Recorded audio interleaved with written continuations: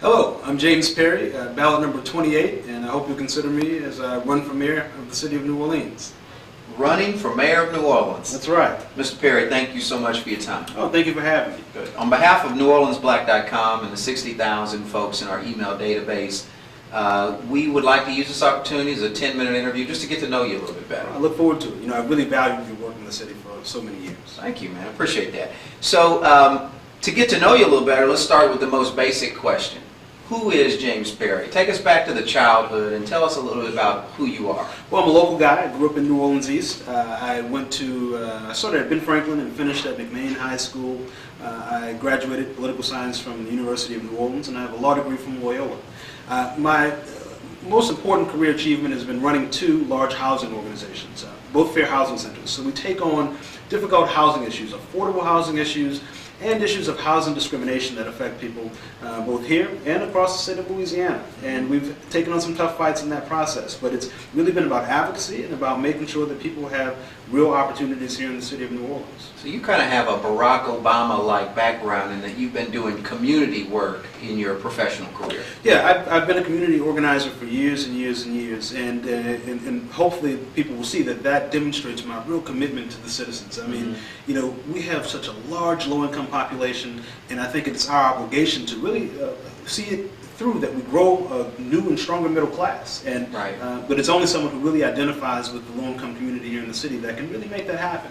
Well, and that's an interesting point, because one of the things that our audience poll talks about a lot is fairness and equity in the private sector as a business, as well as just the community as a whole. Talk to us about James Perry as mayor of New Orleans. What does that mean as it relates to fairness, equity in private life and business life? Sure. Well, you know, it really is my entire career, this focus on fairness. I mean, the organizations that I run are called fair housing centers.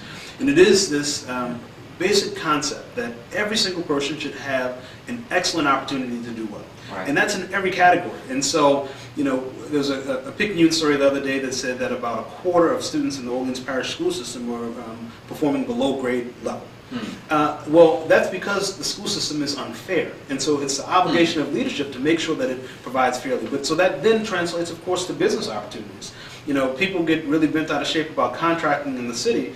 The fact is that, in spite of the fact that African Americans are the majority population in the city, the majority of city contracts don't go to African American firms. Right. And so I think if we're talking about fairness, it is about making sure that every person, regardless of race, color, or creed, has an opportunity in the city.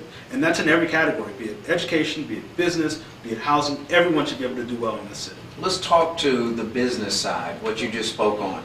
Currently, City Hall has passed 50% of contracts go to small businesses in the Orleans Parish area, and we know the mayor had an executive order of 35% of existing and current contracts go to DBEs. Can we expect that from your administration, or would that change one way or another? I think you can expect more, Okay. you know, and from a few perspectives. The first is that the truth is, the way, you know, you hear a lot of candidates will say, we want to attract a Fortune 1000 company or a Fortune 500 company. The fact is that most communities don't steal those companies, they grow them. And they do it by investing in small businesses in their own communities. And so I think that that's it. And so, you know, a firm like this one or any other small Right. firm, it's, if we give that firm the resources, then that can be our next Fortune 500 company. And so I think that across the board, on small businesses and on disadvantaged business entities, that it's our obligation to invest in them, and if we do, that will be the future of the city. One of the other issues polled by our audience, again, of 60,000, and the majority of that audience, just so you know, 87% is African American. Talked about the lack of information coming to them, okay, from a community engagement standpoint. We feel like we don't know what's happening at City Hall. We don't know what city government, state government, federal government is doing on our behalf. Talk to us a little bit about you as mayor. What will you do from a community engagement standpoint to make sure that all people in the community are aware of the opportunities? I'm glad you asked that. It's one of the reasons that my background running a nonprofit organization is so important, because we lead from a position of collaboration. It is that you get people to collaborate around a common vision, and then you move that vision forward. So I'll give you an example, for instance, of how the budget process would work if I were mayor. Okay. So what happened is, instead of announcing the budget at the last minute, 30 days before it's due, 6 months out, we would have community meetings in every neighborhood, multiple meetings, and we would explain the process and get people to say what their priorities were and where we should spend our money.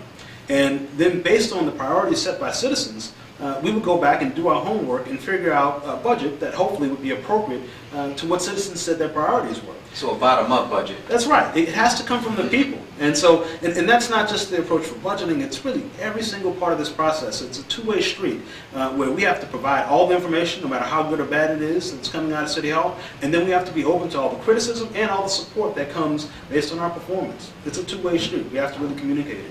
Now, one thing I'm impressed with during this campaign is the amount of talent that's interested in running for public office. But I know that it's a difficult decision to make. Talk to us about James Perry sitting on the couch watching TV that finally said, I'm running for mayor. What made that happen? Well, it was a little bit different from that. I actually don't have a television. Really? An odd fact about me. And so I wasn't watching TV, but what I was doing is paying close attention to what was happening in the city. And I saw time and time again that when we could have moved the city forward, bad policy decisions by our elected officials prevented it from happening. And so what became clear to me was that we needed a fundamental change in the direction of this city. And as I looked at the other folks, I realized that they were all the same, that many of them equaled a Nagin third term. And I thought that our city just could not take another Nagin. It couldn't happen. And so good people who were really committed to the community had to step forward. And so I decided to do so.